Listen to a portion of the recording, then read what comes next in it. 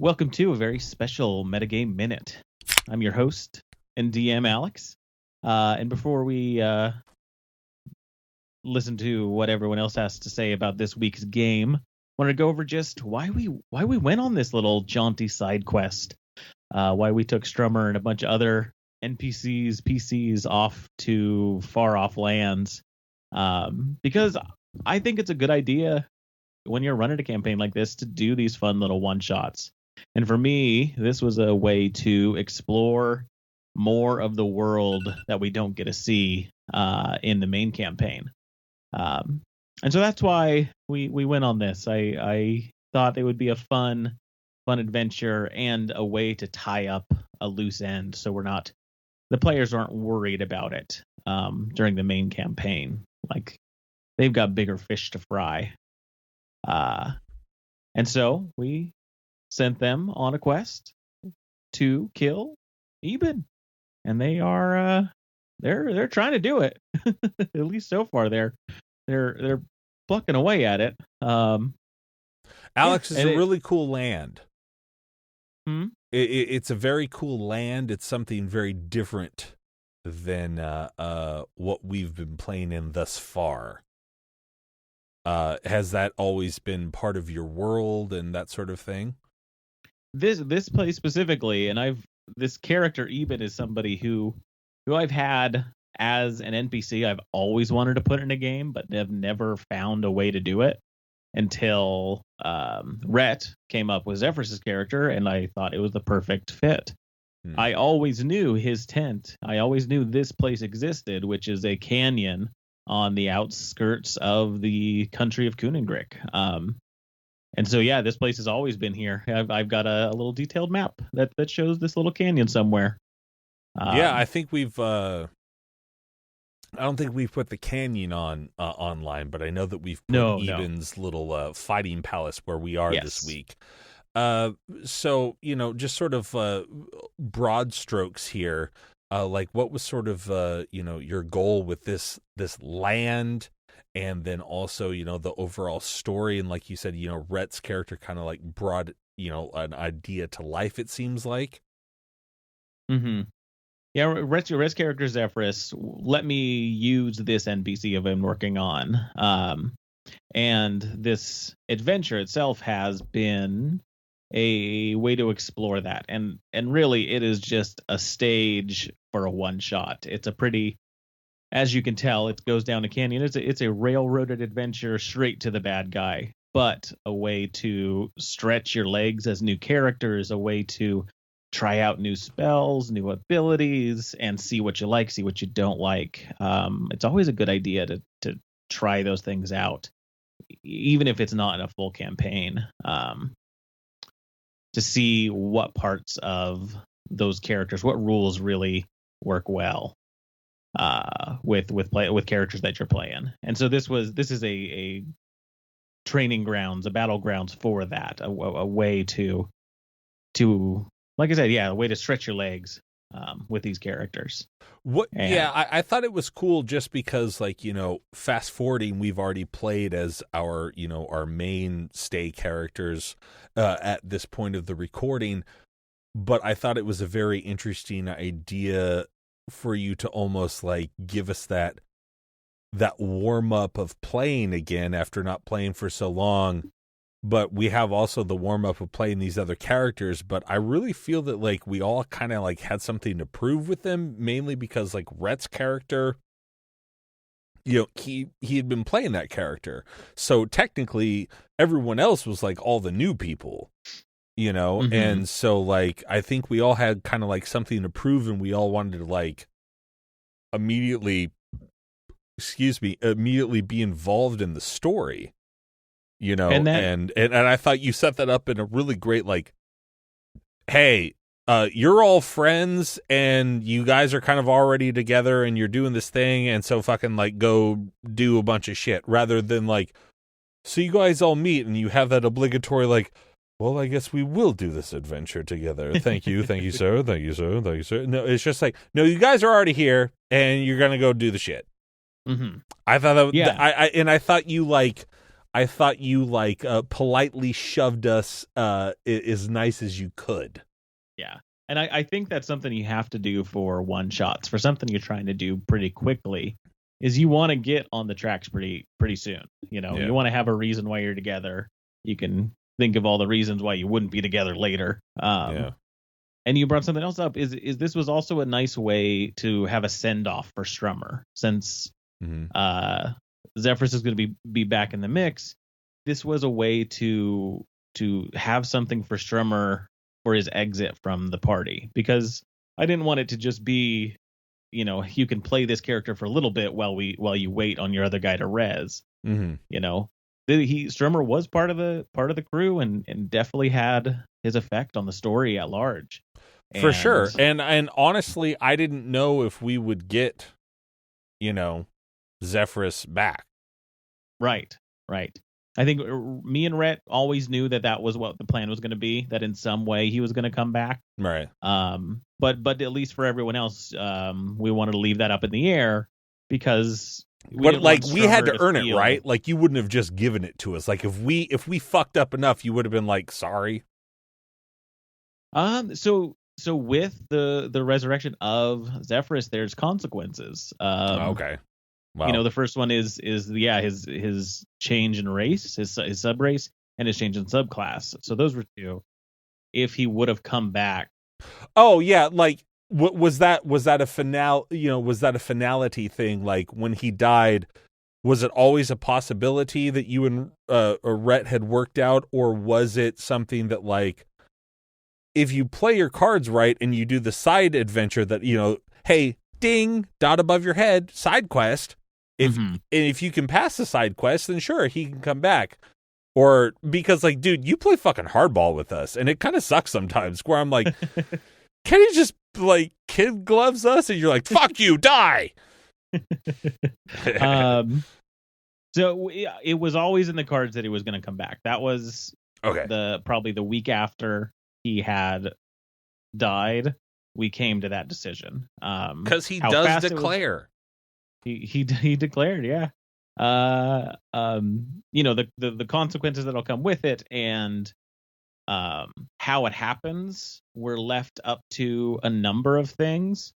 I'll say this in the metagame minute: the only chance that any of you had of contacting Julia was the last breakfast that you had with Willem.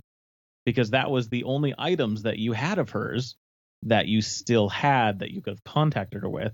All right. Was the cheese and the bread that she had left you. That's right. And so that was something that I was always Julia. Keep in Julia. Yeah. If I do remember correctly, sir. But there's some things behind the scenes that was happening with Willem and with Adrienne. That led to that season finale, and also it being, I thought, an interesting thing to happen for a season finale. And our one and only Strummer has this to say. Okay, it is Rhett's turn, coming at you with Strummer's metagame minute this week. So we kick off the fight in the dark Jin Eben's lair, and I'm getting like mad, heroic Lord of the Rings vibes. Strummer wants to leap into action, and if you look at the hand painted map that our DM Alex whipped up over on Insta, you kind of see what I mean. There's this thin bridge. Oh, that's just begging for Strummer to jump over that. So I start getting out there, and I really wanted to focus on Eben, but this week I spent more time than I'd like solving puzzles, because you see, Strummer, part of the benefit of his Deep Stalker abilities is darkness. He favors darkness. He gets some added goodies when enemies can only perceive you using dark vision. So I decided to take a pot shot at the brazier because I could, and because Eben was out of range or out of sight or something. And it cursed me with the knowledge that it did something, because Eben shouted out. And right then and there, I should have spent some more of my abilities just taking out those braziers as fast as possible. But for some reason, I tricked myself into being more conservative than I really needed to, and thus spent most of my turns playing the puzzle game rather than doing what Strummer does best, which is kill, murder, kill, baby. He's supposed to be kind of like Mel Gibson at the beginning of The Patriot when he rushes down into the woods after they murder his son, and he has all these guns and he's just opening fire on this big party. That's what Strummer is supposed to be. He's supposed to be this guerrilla fighter. But instead, here he was, a guerrilla puzzle solver. And, it worked out pretty well. But I think in hindsight, I either would have opened up with some abilities to take those braziers out a little faster, or I would have focused more of my attention on Eben a little bit. And even going beyond that, you'll notice that I didn't even touch the dagger. The dagger they gave me to fight Eben. It's still on my hip. And so I think looking back, I should have probably got my hands a little bit more dirty, got up close. The whole goal, sever that link between Eben and his patron, murder him. And I was a little too conservative, and that's not really Strummer's thing. But overall, it worked out pretty well. We had some big spell moments on Eben, and we're all alive to carry on into the next episode. So we'll see what happens next week, y'all. Let's hope I play Strummer a little bit better. Now, we're in the cave of Eben, and we've gone a couple of rounds thus far. We've stumbled in and seen the blocks circling, and there's a bunch of blocks around you, and then you turn invisible, and then you return visible right behind Caleb's character. Are there any? And I believe your last action was that you cast that little whirlwind around Scory at the end of the bridge. Yeah. As Eben, is there anything you would have done differently, and how do you think that might have, up to the end of this episode, which is about where you put where I do Dispels Magic, is there anything that you think it would have done differently or positioned you differently or, whatever? Yeah, for the most part, I played Eben the way I wanted him to be played. If I was trying to get meticulous and trying to, game the system to try and kill you guys, I would have kept him invisible, or at least kept him out of line of sight of most of the stuff that you guys had. Doing that would have been good. Mm-hmm. But for the most part, I play them in the moment. I try and make those decisions, based on what their current circumstances are, and listening back. Yeah, he's run pretty well in that scenario. The biggest thing, just keeping out of line of sight of everyone, because that's what really hurt him. Yeah, if he could have got a couple of people, in. Either in place or away from the group, he could have, three attacks that hit are going to kill one of you guys. Yeah, for sure. And when you did some of your multiple attacks, I was worried for some of our players because you definitely hit a couple of them. Yeah, I'm surprised how little he does get hits on, because he's got a good. It's 3 attacks and a good bonus. It's the dice were in your guys' favor. Yeah, it was pretty nuts. Hey everybody, Caleb here. The guy that plays Yamhorn and Cinder and Scory and most recently Vinny. I'm sure Bentley mentioned up top that this is kind of a weird metagame minute, so I thought I'd do something a little bit different too. I have Google Alerts set to let me know whenever somebody's talking about Chaotic Amateurs or any of the characters, and so I thought I'd check out to see what people are saying about the podcast. So I'll just see what's going on the web. So here we go.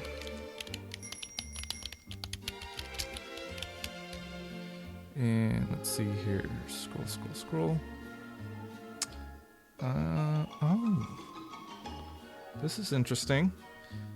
I did not think we had these big of names listening to our show, but looks like we've got a comment here from Mark Zuckerberg. Looks like he was interviewed by Vice, and he says when asked if he listens to podcasts, he replied surprisingly, "Oh yeah, my favorite is the little D&D podcast called..." Okay, well, the rest is redacted, so I guess forget that one. Let's go to the next one. What do we got next? New York Times?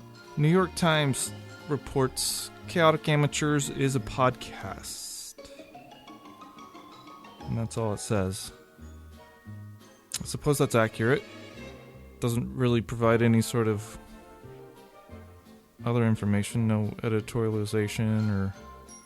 Okay, well, I guess any publicity is good publicity or something? Something like that? I don't know. Oh, here's another big name. Look at that. Bill Maher says, "I love to listen to Chaotic Amateurs in my town car. It keeps me awake and fresh." Oh, that's terribly nice of Bill. Well, Bill, if you hear this, thank you for that comment, and keep listening, man. All right, Milo, what were your thoughts on this week's episode?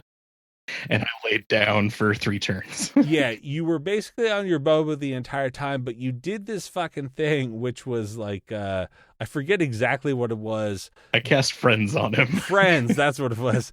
But you were like constant. So I just imagine you as Jeff Goldblum in Jurassic Park the entire time with like your shirt open. And you're just sort of like, you're like, yes, Eben, come on over and play. I like that a lot better than what I was actually doing, but yeah. Yeah, but I mean, you kind of said that shit though. You kind of said, you were like, "Hey, Eben, come on over, like, come on over here." And I think I even made like a "come on over, baby," fucking Christina Aguilera joke, but like, but also I made the Jeff Goldblum because like you kept like just being on your butt and like, and Caleb even once was like, "Wait, did you just do all this like leaning back and just like Jeff Goldblum like shirt open Jurassic Park just like yes, the dinosaurs, the genies, good God, coming at you, fighting you. Who knows what's happening? I'm laying back.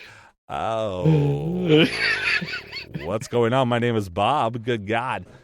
Bab. Yeah, I don't know. I was just looking at all of my actions and stuff, and this character was not designed so tell me about to do the any friends of this. thing, though, because let's get back to you. You're prone for all of your turns. Well, and the other thing is I had fallen off that fucking cliff like the couple hours before. Like 1 or 2 and episodes. like the character in my mind of my character was like, I'm not going to run across that bridge and stand there. Yeah, you kept saying that. You kept going off. like, I don't want to cross the bridge. It feels weird to me. Like I don't have enough movement because I've been prone and shit like that. But like when you were going through your spells, so like. And you can even hear it in the recording. You're like, I don't have anything. And I'm going to cast friendship. You know what? Let's just see what happens. So tell me. So like, that's basically how it happened. Like I heard you almost give up and you go, you know what? And then you kind of blanketly go like, fuck it. I'm going to cast friendship. And then Alex is like, wait, why? And then like, you have to explain to it. So go take me through your process. Basically, I had nothing to do. I was stuck there. I was laying on the ground and I didn't have any spells, or I wasn't going to throw my spear again because I thought that was dumb the first time to begin with. I mean, you did only hit a rock. Yeah. I mean, you nailed it. But I don't know. It just seemed like, and the way Alex DMs too, if I came up with a good idea, he might roll with it and it might affect the entire scenario, and it might be the thing that, helps us, to victory, or at least get my character for sure something to do for the turn. So that was really all my thinking was. Like, none of the other things that I could be doing right now make any sense for my character. I could do this and maybe something would happen. That was all I was thinking. If friendship would like a movie 100% worked exactly how you wanted it to, how would you have made that work? And ultimately, forget rolls, forget everything, like where would it have gone? Like take us a couple, turns beyond, like if everything was just going your way. The main thing is he would come to me and we would actually be able to face each other. That's all I really wanted. I was just sitting there. I don't know. No, but like, what spells did you have? Like, what? Like, did you have nothing. a melee I attack? had no spells. So yeah, no, so, my melee attack. No, he's a character that's designed to basically strike and then knock people prone and then stab them on the ground. So I never got a chance to get up close and personal to anything, and I never got a chance to knock anything prone because one, nothing came close to me, and two, the other people that we were fighting didn't have the ability to fall prone. So like nothing I could have done would have been effective against anything that we fought. So yeah, so even the Jinn, like if you had punched him, like he's got like bludgeoning resistance or whatever. I believe only magic items would damage him, and I don't. Oh, believe so he would fall essentially, prone. like you would have swung like right through his I would have ghosty been- body. Yeah, I would have been doing half damage the entire time, and I wouldn't be able to knock him prone. I wouldn't have been able to do what my character was designed to do. So it's almost good that you fell prone and were like, I mean, it made for like a funnier moment of me casting friendship, opposed to me doing half damage against him and not being able to knock him prone. what would it have been like if it's a spell, then a hit, then a this, and a that, and a boom?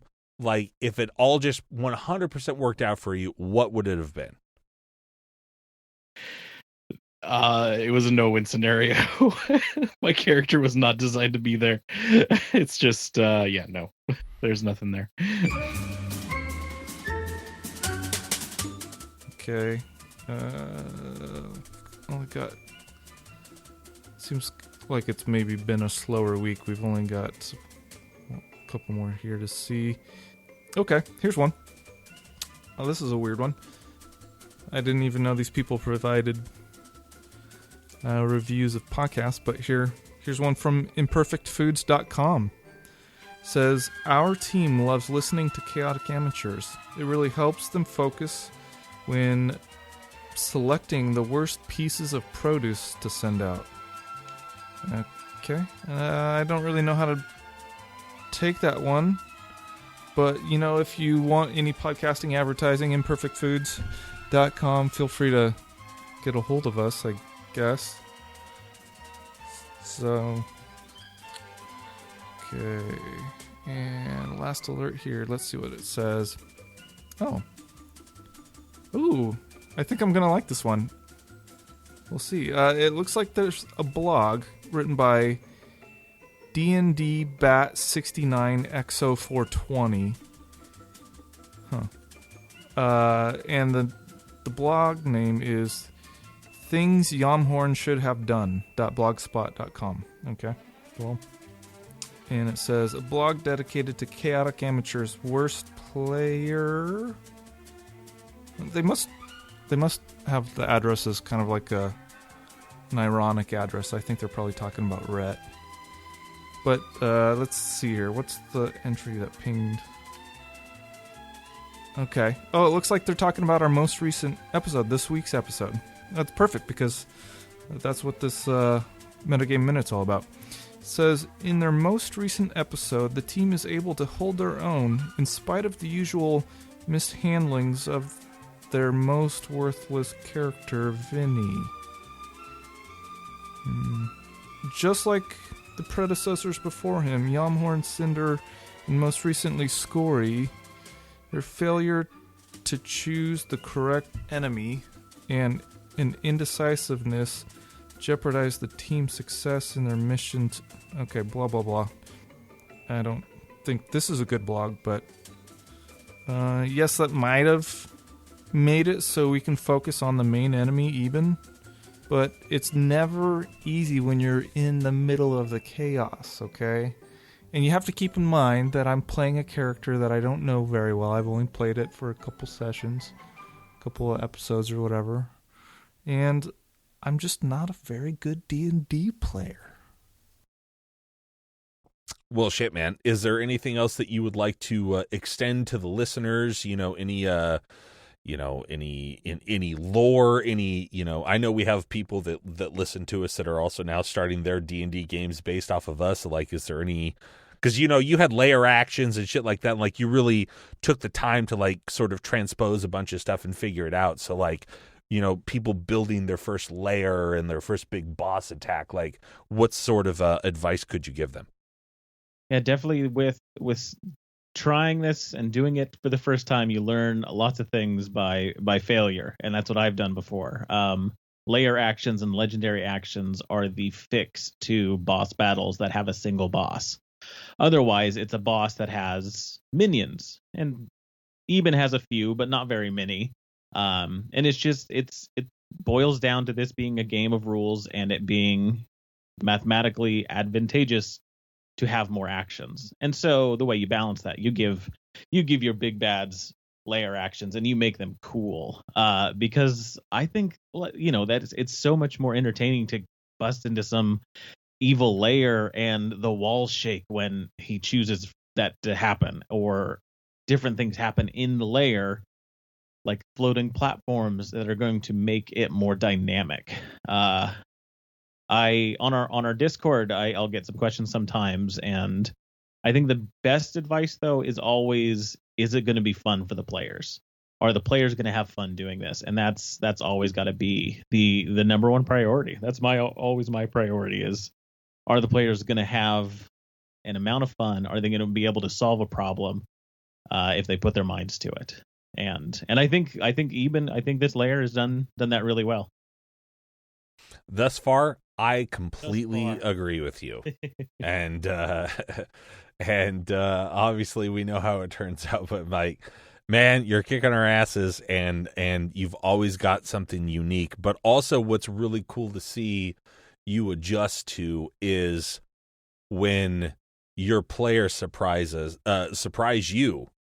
Like, I kind of think a little bit that, like, as of this point, we've sort of surprised you and we're doing better than you might have thought that, or like, maybe using some foresight or thinking things through a little bit more or something like that. You know what I mean? Like, like maybe we surprised you a little bit. I kind of felt that, at least.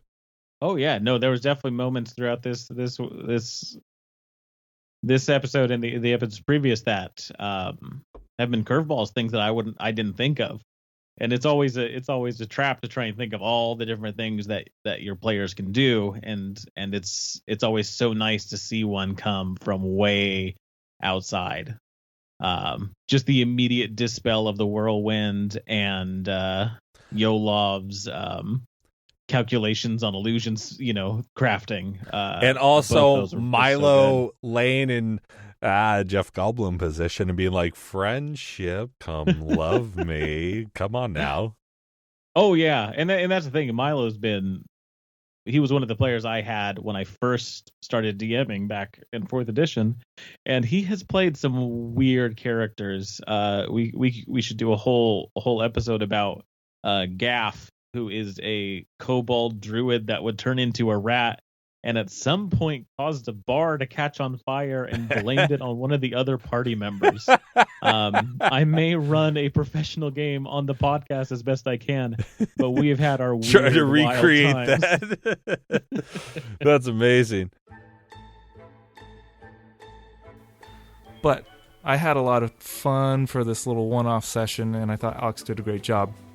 I really enjoyed playing Vinny for this little one-off, and all the characters that the other guys thought up were fantastic and a lot of fun to play with. And I'm hoping, and they may talk about it in their little segments too, but I'm hoping that we all maybe get some more missions in the future from Strummer's band of merry men, because that was a lot of fun. And how about Bob hanging out on the floor for most of the fight? I think we talk about it in another metagame minute, but we all seem to fail to do what our characters specialized in for this little one-off, and so nobody really got to shine, and I feel like in nobody really shining, it really made us all shine together as a group. Anyway, so I think, yeah, that's my 2 bits on that lousily written blog. I will not mention the address again because nobody should see it, and it should suck, burn, and die yeah, I think that's all the Google alerts I had. So I'm looking forward to playing again with the guys. We've got another session coming up here this week, and I'm looking forward to that. And thank you, everybody, for listening. And I'll hand it over to the next guy. Toodles.